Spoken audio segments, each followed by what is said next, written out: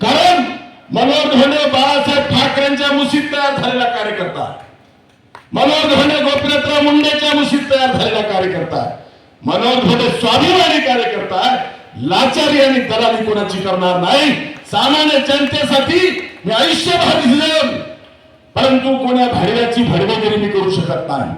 आणि म्हणून माझी आपल्याला विनंती आहे, तुमच्यातला स्वाभिमान जागा करा.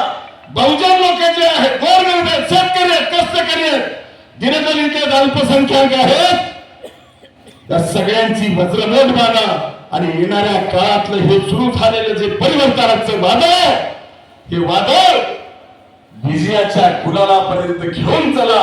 आणि मग बघा महाकंदाचा विकास कसा होत नाही.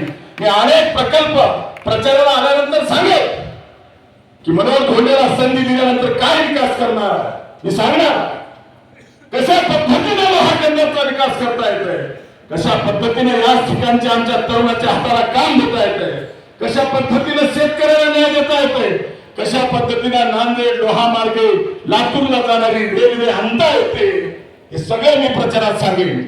आज प्रचार सुरुवात झालेला नाही, पण तरीही जागरूक करण्यासाठी, जनतेला जागवण्यासाठी ही मोहीम सेवा जनशक्ती पार्टीची चालू आहे.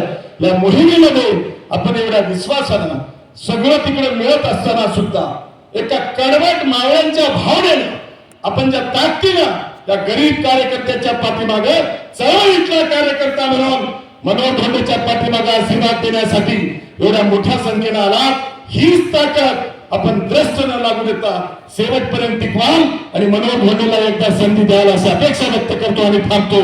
जय हिंद, जय महाराष्ट्र, जय शिवा, जय बहुजन.